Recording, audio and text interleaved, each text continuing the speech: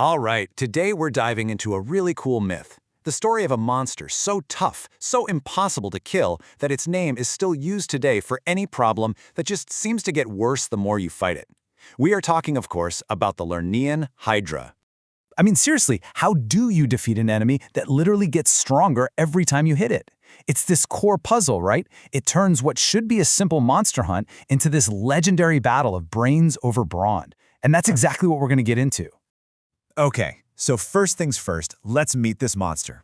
And let me tell you, this is not just some random beast. It comes from a swamp in a place called Lerna, which people back then believed was a literal doorway to the underworld. So, not a great neighborhood.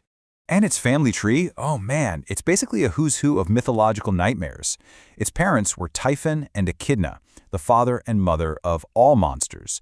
So right from the get-go, you know this thing isn't just an animal. It's more like a primal force of chaos. This thing was basically a walking, slithering arsenal of death. Its breath was a poisonous fog that could kill you. Its blood was so toxic that some stories say even its smell was deadly. And then, of course, you've got the heads, a whole mess of them writhing around. Some myths say 9, others go as high as 50. And, as if that wasn't enough, one of those heads was completely, totally immortal. And here it is, the one thing that makes this monster a legend. For every single head you manage to cut off, 2 more grow back in its place. Just think about that. It's a creature that literally feeds on its own destruction. Every attack you make just makes it stronger. That is a terrifying, terrifying idea. So, who do you send to fight an unkillable monster? Well, you send the greatest hero of them all, Heracles.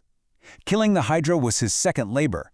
But this wasn't just some random monster of the week gig. No, the goddess Hera, who absolutely hated Heracles, apparently raised this Hydra for one single purpose: to kill him.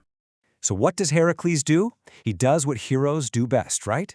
He goes in with pure brute force. He covers his face to protect himself from the poison fumes. He shoots some flaming arrows to lure the beast out. And then he just starts swinging his club, hacking away at the heads. And it is a total, catastrophic failure. Every time a head goes flying, 2 more explode from the stump.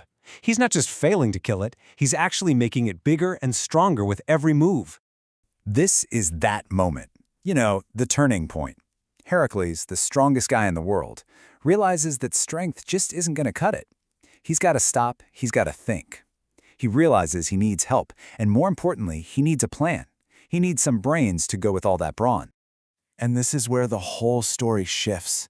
It stops being a simple monster mash and turns into this incredible lesson in problem solving. And it's all because of a brilliant idea from his nephew, Iolaus. Their new strategy was just genius. It was this perfect tag team of brawn and brains. So Heracles keeps doing what he does best, right? He's overpowering the monster, slicing off the heads. But this time, Iolaus is right there behind him with a blazing torch. As soon as a head is gone, whoosh, he sears the neck stump shut, cauterizing it so nothing can grow back. It's teamwork, pure power combined with a really smart tactic. Of course, Hera, watching all this from up on high, is not happy. Her pet monster is losing. So in this kind of desperate last-ditch effort, she sends a giant crab to pinch Heracles' feet and distract him.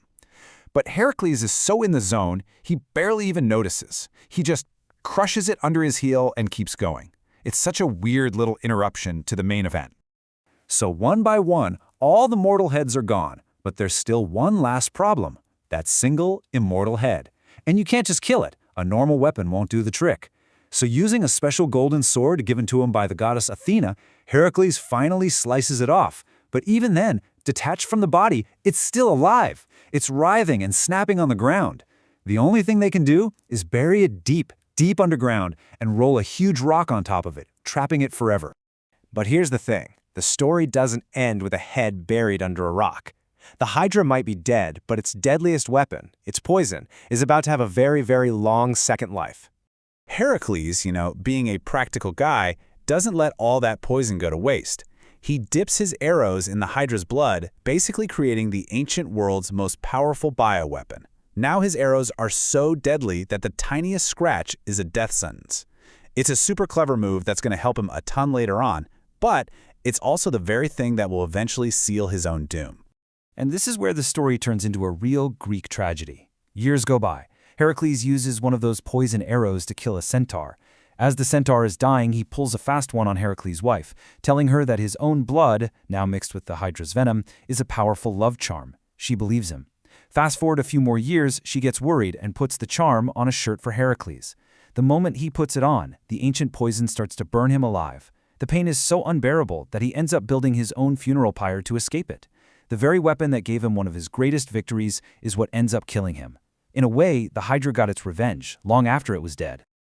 As for Hera, in a weird sort of tribute, she puts both the Hydra and that little crab up in the sky as constellations, Hydra and Cancer. But what's really cool is that the Greeks didn't just invent these, they actually adapted them from even older Babylonian star maps, which already had a venomous snake and a crayfish. It's a great little window into how these ancient stories were shared and evolved over time. And the myth left a huge mark on our language, too.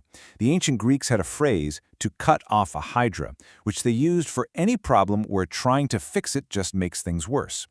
It's such a perfect metaphor, right? And it's stuck around for thousands of years because we all know exactly what a hydra problem feels like. Which kind of brings us to a final thought. This story, when you boil it down, isn't really about a snape monster. It's about a kind of problem, a hydra problem. So it makes you wonder, what are the hydras we face today? You know, those big, complicated challenges where just throwing brute force at them, just cutting off heads, actually makes everything worse? The myth doesn't give us any easy answers, but it sure does give us a powerful way to think about the question.